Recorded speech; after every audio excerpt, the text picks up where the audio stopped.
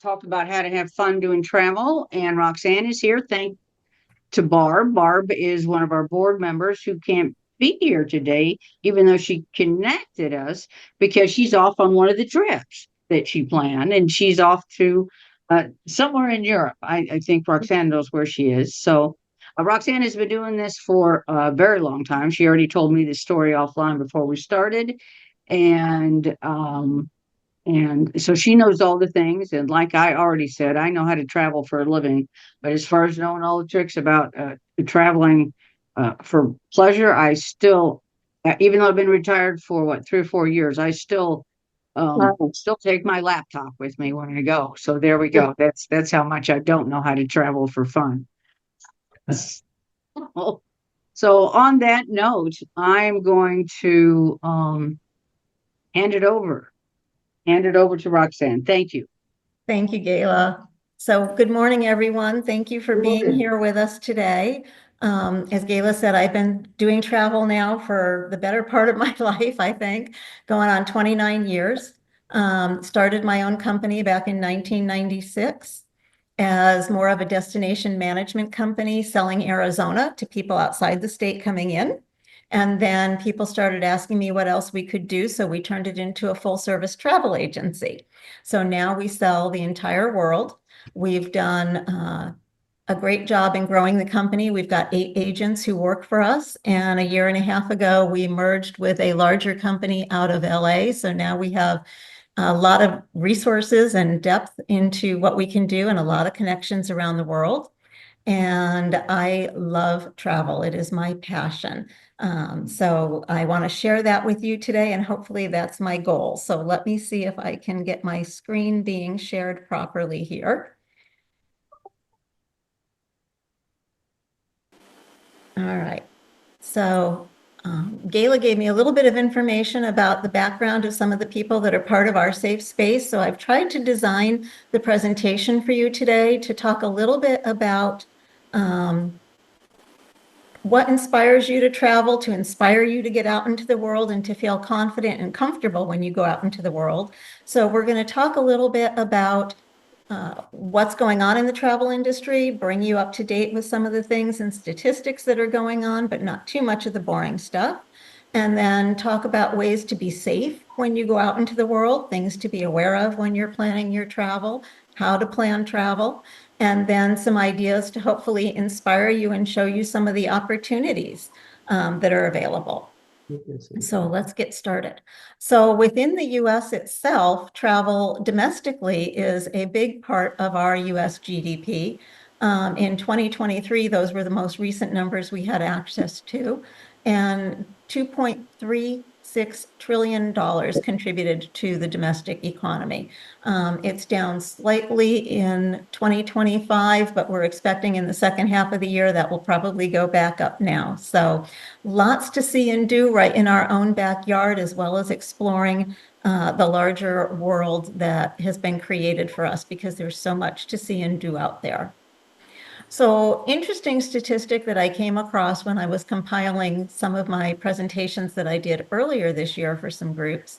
Expedia, who everybody thinks of as the go-to, but I will tell you, when Expedia started, they thought they were going to put travel agencies out of business, and the reverse ended up happening. Expedia realized that people wanted that direct contact. They wanted a name, they wanted a face, they wanted a person. And so Expedia started buying travel agencies and creating retail locations. So I had to really laugh about that when I saw that happening. But they say that on average, and I'm not sure how true this is, but according to the algorithms, they're saying people will visit up to 277 different websites before planning and booking a vacation. Now, that's a lot of time spent on the computer when you could be doing other things that you enjoy much more. So how do you know if what you're looking at online is too good to be true, or is it really a good deal? And it just happened for me. We got a postcard in the mail last night. Looked like Viking River Cruises was sending something out, because I'm sure you all get stuff from Viking. They have just about everybody's name in the US and send multiple mailers a year. You've won a trip from Viking. Well, you scratch the code off, you read the fine print, and you find out it's some company in Florida that's just a marketing firm looking to get your information and your details and sell you something before you actually get the chance to be entered in the drawing for your free trip. So be careful of those postcards that you get in the mail. Online scammers do know how to duplicate real websites, and they do it all the time. So you may think that you're actually on a cruise line's website, and it's not the cruise line itself. Or you may think that you're on the hotel website. I can't tell you how many times I've gotten phone calls from people saying, I booked this hotel and I thought I was with the hotel website, but now I can't reach anybody. I can't talk to anybody. I can't get out of it. I need to change my reservation. My plans have changed. What do I do? So be very careful when you're looking at websites. Vet that URL if you're going direct. Make sure you know who you're talking to and who you're booking with. And if something sounds that it's too good to be true, remember the old adage, you get what you pay for.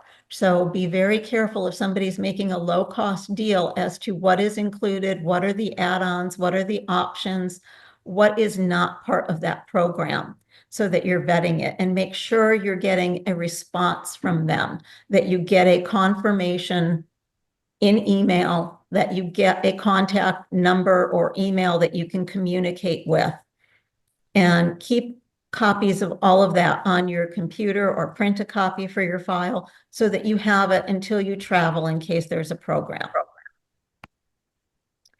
So when you're getting ready to travel, we have some new rules going on and new ways of being able to travel in the US and abroad. So now the US citizens can renew your passport online. So no longer do you have to go to the post office or go to a passport office in Tucson. For those of you that are based in Tucson, it's awesome because you have a passport office right there. I just had a client who was getting ready for one of her trips, and she went to the airport and she has macular degeneration, and nobody noticed that her passport was not valid. So she had to make an appointment, drive all the way from Fountain Hills to Tucson the next day, get her passport renewed, and then was able to go on her trip. But you can do it right online now. You can upload your photo, upload the application, and you don't have to make an appointment or go stand in line, which is really nice. Now, Real ID went into effect on May 7th this year. They've been talking about it for many, many, many years. So what Real ID is, for those of you who may not know, is you have to go get your driver's license renewed and get that little star up in the corner of your driver's license that certifies that you have Real ID and you've been vetted, however they're doing that. If you do not have that driver's license, and that is just for domestic travel. So it's not international. Anytime you travel international, you must have your passport, and your passport should be valid for 6 months beyond your return date to be on the safe side. Certain countries only require a couple of weeks, some require 3 months, but the majority of them require 6 months. So make sure your passport is always up to date. But if you don't have your Real ID driver's license to travel in the US, you can use a passport. You can use a Nexus card if you have a Nexus card for Canada. Or if you have global entry, you can use your global entry ID card until you get your driver's license updated. And then there are new requirements for Europe as well. So what they are doing is, here in the US, we have a system when people come to visit us here, they have to go on and do an electronic transit authorization to come into the US. They're now asking that we do the same traveling throughout the world. So that's already in place in Australia and New Zealand. There's already visas that you have to get for certain destinations like Egypt and Brazil and Israel and some of the South American countries and Asian countries. But we're going to start seeing this in Europe now. So if you're planning a trip to Europe, and this has now been postponed yet again by the EU, so I love how things come together. It was supposed to go into effect this year, and now it's being pushed off to probably middle of 2026. So we have time. So if you do have a trip to Europe planned this year, you do not have to worry about this.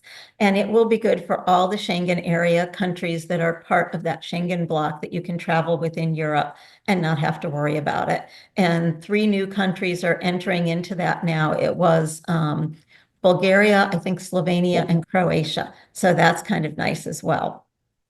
So that is coming. If you are going to Italy, you only need your passport, but if you're going to Venice, because they're trying to curb over tourism in Venice, you have to pay a day tripper's fee or get an exemption online before you get there. So if you're actually staying in Venice at a hotel, you go online, you check the dates, you put in your information, it will give you an exemption form that you can print out and hand to the agent at the station when you arrive in Venice. So you can get around that. Now, the UK is a different creature because they're no longer part of the EU. The UK does have their ETA program, and that you must do. It takes about 3 days to get approved. So you want to go online if you're going to be visiting Northern Ireland, Scotland, Wales, or England, and get your authorization. Everyone needs it, including children and babies. So if you're going with kids or grandkids, you want to make sure you get one for them. And it's good for 2 years. So if you get it, you're good to go back and forth for 2 years, and it's good for staying in the country up to 6 months. Now, what they're saying is if you are just transiting the London airport, so you're flying from here into Heathrow to go forward to Budapest or Paris or Italy or somewhere else in the European continent, they're saying if you're just transiting the airport, you do not need to have this. Okay, it's not necessary. Now, I'm advising some of my clients that I think it's a good idea to have it anyway. It's only 16 British pounds. Because if your flight gets delayed, if your flight gets canceled, and you have to go outside the security area, then you've got to get a hotel and go stay somewhere and go back through security, and you won't have your ETA. So I'm telling people, I think it's a good idea to get it no matter what. So how do you book your flights, and how do you go about arranging the best possible transit for what's new and what's happening in the airline industry these days? So I thought I'd share with you, early morning flights are usually the best for being on time. Flights after 3 p.m. in the afternoon statistically have a higher chance of being delayed or canceled for one reason or another. So if you are looking at traveling, whether it's domestically or internationally, kind of keep that in mind. I am one of those people. I do not like a 6 a.m. flight. I detest getting up at 2 in the morning to get to the airport. But if I have to do it because I don't have any other choice, I will. But those mid-morning flights are usually a good time to go. Choose an airline with a good on-time record to minimize disruptions. So based on 2024 statistics, Delta was on time nearly 84% of the time, which was great, followed by Hawaiian, Alaska, and United Airlines. So those guys have really good records. Now, here in Arizona, we are relegated to American because they were housed out of Phoenix, and they do fly a bunch out of Tucson as well. Not in the top 5 for track record, but they are working on getting better, and they are doing some new things to try and facilitate boarding the flights better. So we have hope that it will improve. For your budget airlines, the worst performers were JetBlue and Frontier and Spirit. So just keep that in mind if you're looking for low cost. The budget airlines are okay. We all know Southwest has had their problems, but they're working on getting back on track. There is an app that I like. It's called Flighty. And the Flighty app, you can download it on your phone, and it will tell you where your plane is before it gets to where you need to be. So if your plane is coming in from Indianapolis into Phoenix for the flight prior, it will track that and tell you what the chances are of your flight being delayed. So it's a really cool tool to use. And then, of course, travel insurance can help with flight delays, flight cancellations, lost baggage, delayed baggage, and we'll talk a little bit more about that down the road. So if you are going to Europe, how are you prepared to handle any of the strikes that come up in Europe? So for any of you who have gone over there, you know, with France, with Italy, sometimes with Greece, a lot of those countries can just all of a sudden pop up a strike. But what they do in Europe is they will publicize that well ahead of time. So you can actually go online before you leave and Google planned strikes in Italy, planned strikes in France, and see if it's going to impact any of your dates so you can find a workaround, maybe alter your plans a little bit. So they have to publish that, I think it's 60 to 90 days ahead of time. So you can check that out and at least be prepared for it. If you do get caught in that situation, take a deep breath. Don't panic. The worst thing you can do is panic when there's a disruption in your travel plans. You want to keep a level head, go have a cup of tea, cup of coffee, think it through, and then figure out your plan of action. Strikes are nothing new in Europe. So at the train stations, they're usually prepared for it. They know what's going to happen. And their customer service people are there and ready to counsel you on what your options are, how to replan your trip, and help you with advice. And again, being insured, if you have travel insurance, will help offset any of those costs if you have to get a taxi to go where you're going, or if you have to get a hotel to stay overnight and pay for that interruption. Travel insurance helps with those kinds of things. And it also helps to have a travel advisor. So you didn't think I was going to go through this whole presentation and not tell you why it's good to use a travel advisor. So I've been doing this 29 years now. And my philosophy has always been that my business is a relationship business. It's all about getting to know my clients, understanding what's important to them. So whether you're working with our office or any other travel advisor that's out there, you want to have a relationship with this person. If they're not asking you questions about what's important to you, make sure you're telling them and make sure they understand that, because you are the goal, not the transaction. It's about the relationship. And what we're able to do for our clients is we provide the customer service. We provide you with options on how things are vetted. We give you choices to save you from going to those 277 websites and narrow down that field for you and give you what we know is a vetted, reliable, financially solvent company to work with, tour to look at, choice of tickets, choice of flights, and then pull that together in an itinerary that meets your needs. So what are your expectations? What do you want out of the trip? And finding ways to make that happen for you.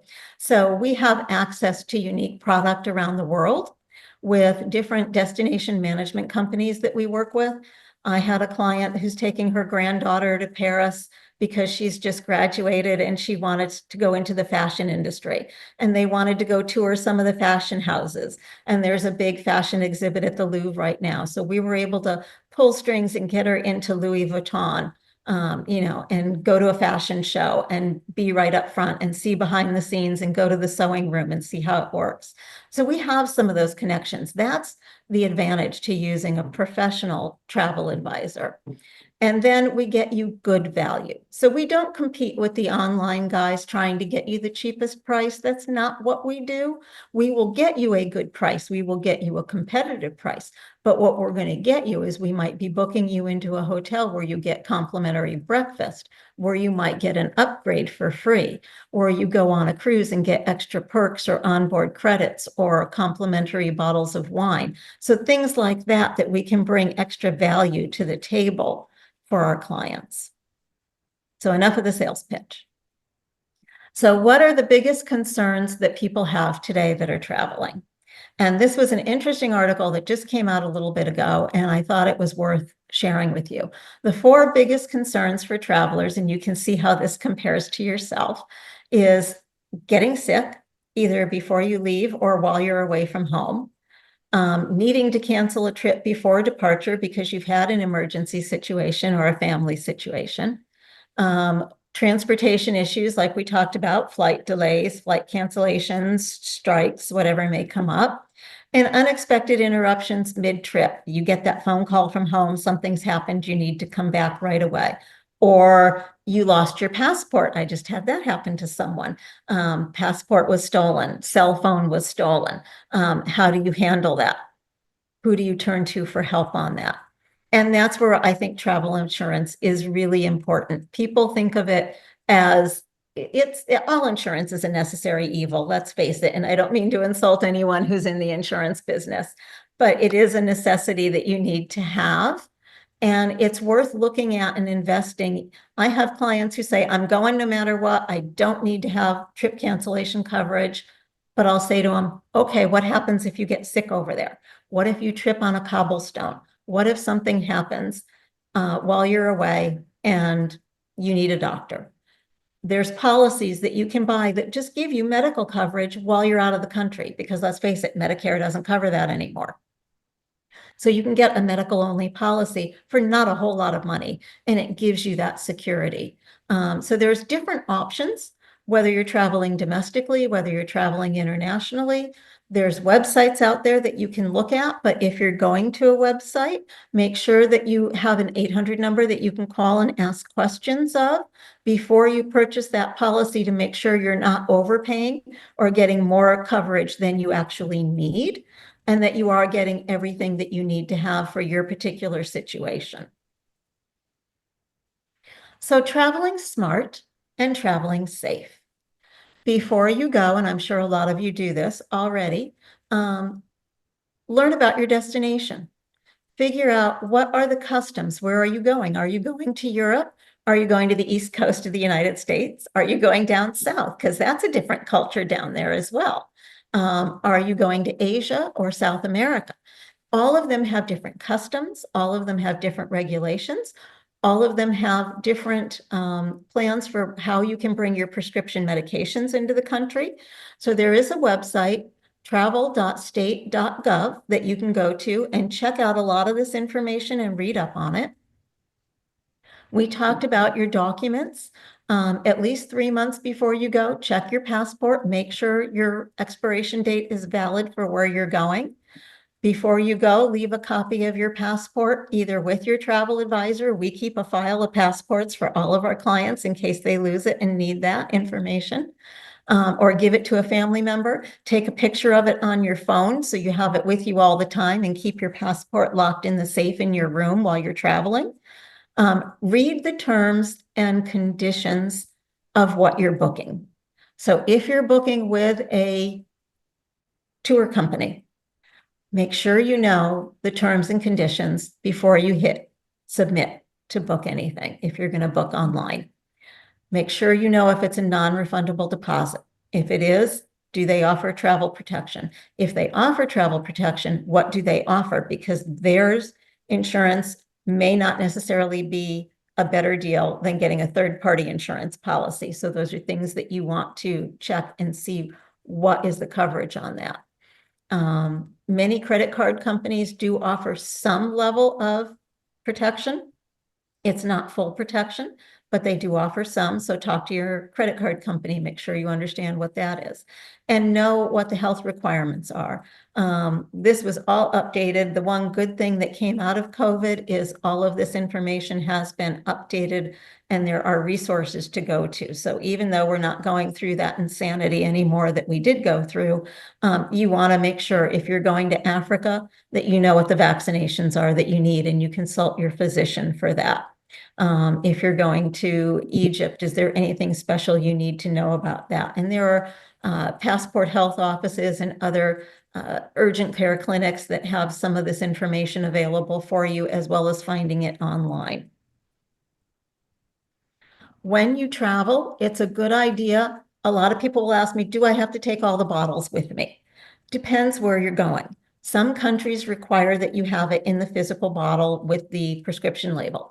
Others, you can put them in the little pill boxes and take a picture of the label of the prescription label so that you know what it is, because heaven forbid you leave it and forget it or need to get it refilled while you're away because you're delayed. You have that information with you. I had that happen to a client. They went to Australia, New Zealand. They packed all their meds in their carry-on. They were going through the security check. They got distracted. They left their suitcase at security and they didn't have it marked or labeled with their name on it. So always make sure you have tags on your bags, even your carry-ons. They had to figure out what to do, call their doctor's office, get their doctor to help them, call the insurance company, get the insurance meds reissued, so that he had his medication for the rest of the trip. It was a really tense situation. So make sure you take that with you so you have it in case of emergency. Stay connected with your Wi-Fi, with your wireless. Make sure you go to your phone company and get global roaming so that you can text or get a SIM card in the other country. If you're comfortable with changing SIM cards, you can do that. And then there is enrollment in the Smart Traveler Plan with the US government. If you're going someplace that you're not sure you're completely comfortable, but you want that adventure, you can register so that the embassy knows you're there. And if they need help, you can get that help. And again, I've got a list of websites down here that you can make use of for more information. So one of the big issues that everybody is talking about in the industry, and you may have heard it on some of the newscasts, is the issue of over-tourism. So what does that mean? What does that really mean when you're out and about in the world? We've all seen some of the news articles about the protests in Spain saying tourists go home, that kind of thing. What's happening and what's underlying this is all of these real estate investors who have been buying property around the world and turning them into short-term rentals, VRBOs, Airbnbs, that kind of thing. And what they're doing is buying up the real estate so the locals who used to live and work in these cities can no longer afford to rent those properties. And they've been pushing them out little by little. So some of these communities are getting really upset about that because they can't get the workers or they have to travel too far to be able to come back into the city and can't live in the town where they grew up or where they work. So these are some of the things that they're talking about. So, you know, if you're concerned about this, if this is an issue for you about helping people in other areas, and you know what it is in Tucson because you have your share of VRBOs and Airbnbs down there. We do here too. You know, go to a hotel. Don't give them your business. A lot of communities are starting to put restrictions on these properties and they're going to be downsizing them, trying to get rid of some of them. So different things to be aware of, but I've got people going out in the world right now who are having a great time and they are welcomed with open arms in Canada, in France, in Spain, everywhere. So it just depends where you are. You don't want to be the ugly American. You want to try to fit into where you are and appreciate the local culture. And in that case, they are more than welcome to have you there and have you visit with them. So what are some of the safest places to travel this year? Looking at statistics based on crime rates, airports, accessibility, you know, feasibility, all the economic status. These were some of the areas that came up as best to visit for 2025. So Iceland, Australia, New Zealand, Canada, Switzerland, great outdoor getaways for those of you who are hikers who want to be able to get outdoors and do some things. All of these destinations have that, but for culture, especially Japan is especially popular this year. Oh my stars, we have so many people wanting to go into Japan right now. United Kingdom, because they speak English. Portugal is very, very popular as well. And of course, the Netherlands. If you are thinking about going to do the Netherlands, if you are thinking about a river cruise, you might want to put that on your calendar for sooner than later because they are going to be closing one of the bridges in Amsterdam, which is going to, they're trying to shut down the river. so that the river ships will have to park a little bit outside the city. It's like about 17 miles outside the city when this goes into effect. And then you'll have to take a bus or taxi into the heart of the city for Amsterdam. So just some things to be aware of on the horizon. And then if you're an island girl or boy and you want to go to the islands, get away to the Caribbean, some of the safest Caribbean islands, Montserrat, British Virgin Islands, Bonaire, Antigua, Barbuda, St. Martin, Grenada. I was lucky enough to be able to host a cruise in February that went from Barbados to St. Martin, and we hit a lot of the smaller islands. And I finally got to Antigua. I was so excited. Beautiful, beautiful, beautiful. These are some of my photos from that trip. And just warm, welcoming environment. They love tourists. They want to have us there. These guys all have very safe histories. We went and walked around in Barbados at night. No problem at all. I was really impressed with that. And if you don't want to leave the US or you don't have a passport, there are island getaways that you can have in the US. So I did not realize until I started putting all of my presentations together for this year how many islands we actually have in the US. And this was a pretty impressive list. So obviously a number of them around Florida, Amelia Island, the Florida Keys, Amelia Island. There's another one over there that I just blanked on, but it'll come back to me. Sanibel Island. The Hawaiian Islands we know, but down around Hilton Head, there's islands off of Alabama, the San Juan Islands up in the northwest, South Padre Island down in Texas, Gala, we were talking about Texas, and of course the US Virgin Islands and Puerto Rico. You don't need a passport to go there, so these are all good options for your beach vacation. And then there was an interesting article that came out about budget-friendly travel for 2025. And I thought this was very interesting. So if you are thinking of going to Europe this year, these were some of the numbers that came up that were more budget-friendly. Now, this was based on an average stay of about 2 weeks. And going in a good 3.5 to 4-star category of travel. So overall, if you look at that, including airfare, those numbers actually are pretty affordable for what you can expect to do in some of these areas. So women travel is a big focus in the industry right now. I was reading an article the other day, they were talking about the trend of women moving upward mobility in a lot of the tour companies, in a lot of the cruise lines. We have Captain Kate, who was the first captain of a large cruise vessel at Celebrity Cruise Line. She's now moving on. She's moving over to, I think it's Four Seasons, who are launching their yacht. But they're also taking note of how women are driving the decisions for travel and the statistics that go along with that.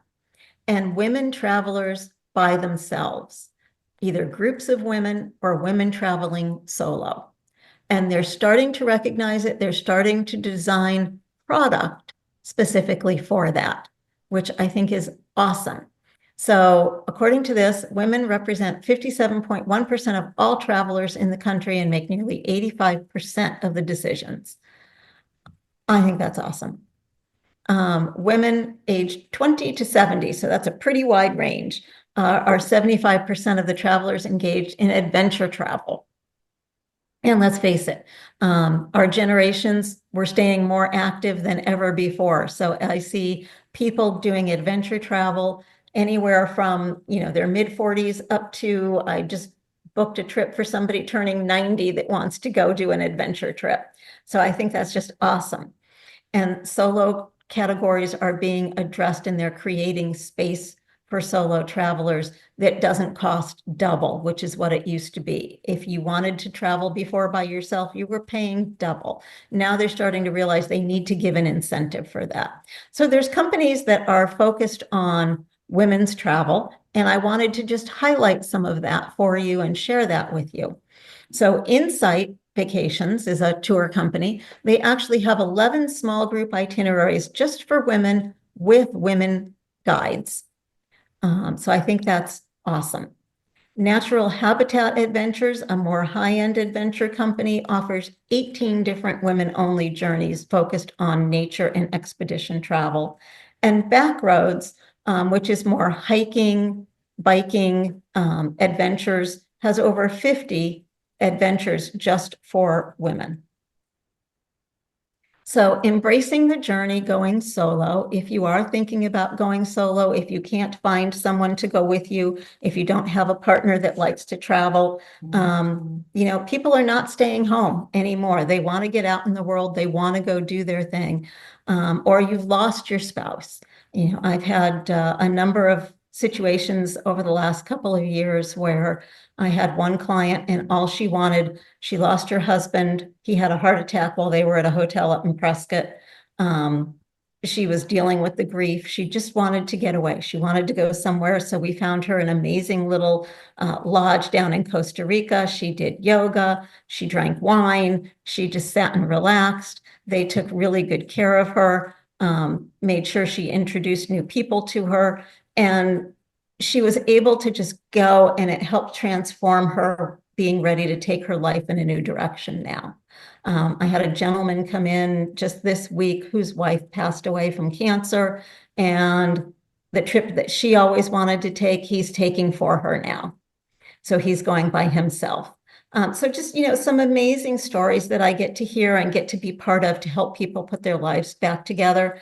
But traveling solo is definitely an option, and they are recognizing it. There are cruise lines. The one that we were just on, they have a whole solo program. So every solo traveler during the cruise got an invitation to dinner with one of the crew and 6 or 8 other people on board, and they were introducing them.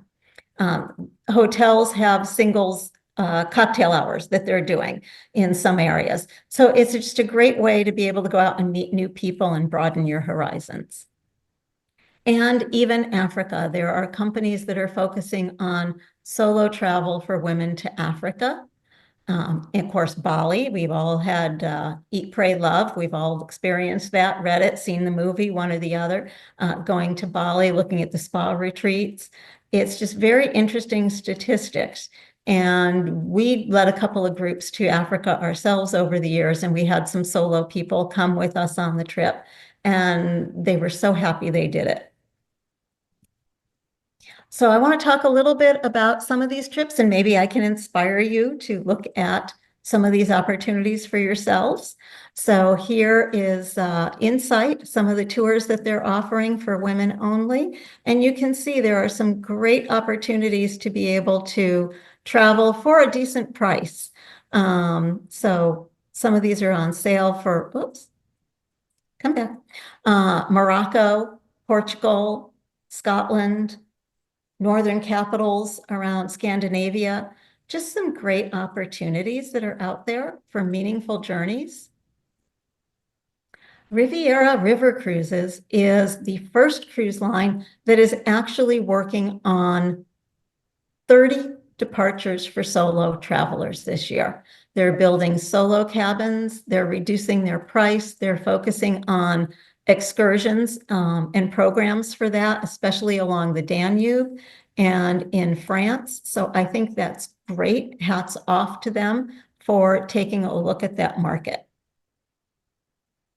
And then food. Who doesn't like food, right? Male or female, who doesn't like food? When I travel, it is all about food. I can tell you the best iced tea I ever had was in Amsterdam. One of the best pizzas I ever had was in Marseille. Just amazing experiences with, tea in England, wine tasting in different areas. So there's a company called Rail Bookers, and they are doing culinary journeys through Europe. They've got 11 of them. I just highlighted 7 here because the others were much too long to fit into one screen. But Florence to Rome and Tuscany, they're doing Portugal and Lisbon, a taste of Emilia Romagna, Parma, Bologna, Florence, and Milan, because the food in northern Italy is so different from southern Italy, a taste of Spain, the capitals, and they put the whole trip together for you. So you're doing rail, and then you're doing hotel overnights and just traveling from city to city, and they give you the itinerary and you just head off on your own adventure. But everything is kind of mapped out for you. And then Brendan Vacations has an 8-day tour of Scotland for women only. Premium tour, small group, 8 days. And it's part of a Make Travel Matter experience. So that's something that they do. So Insight and Brendan and African Travel, there are part of the same corporation. And one of the things that they really do focus on is making travel matter and giving back. So in third world countries like South America, Africa, they will take you to an artist community run by women. They will take you to some of the schools with the kids. They will do something in that trip that actually makes a difference and exposes you to what's going on in those areas. And then they give a portion of the proceeds from the tour back to those organizations to help them continue to improve their lives. And if you're not that adventurous, if you don't want to go that far away and you want to stay in North America, there are plenty of opportunities to travel within the US and North America. So there's city breaks, there's national parks, we've got train travel with Amtrak, you've got domestic coastal cruises that do the East Coast, Mid-Atlantic, around Florida, the San Juan Islands, Alaska, all of those opportunities. Domestic river cruises on not only the Mississippi, but the St. Lawrence, the Hudson, especially in the fall, that's a beautiful trip. The Columbia and the Snake River, I had the chance to do that one a couple of years ago. What an awesome trip that was. All kinds of road trips that you can do in the US, and plenty of places that you can fly if you don't like to fly for very long. Within 2 hours of the Phoenix, Tucson metro areas, there's great areas you can fly into and do a road trip. So just a couple of examples, if you haven't been to Niagara Falls, there's some great opportunities to go up, do Niagara Falls, go over into Toronto, come down, do a little wine tasting, maybe do a hot air balloon, whatever you want to do.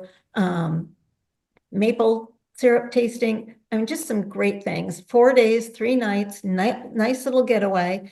And depending on the time of year and how you're going, double occupancy or solo, it ranges from starting at $4.95 a person plus your airfare. Really reasonable opportunities to be able to do some of these things. Nashville is another one.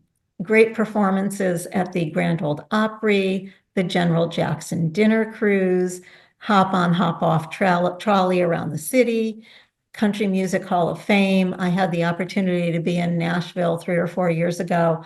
I would go back in a heartbeat. Again, prices start from $1,595 single or $1,095 per person double plus airfare, staying at a nice 4-star hotel and having entrance tickets to all of these events.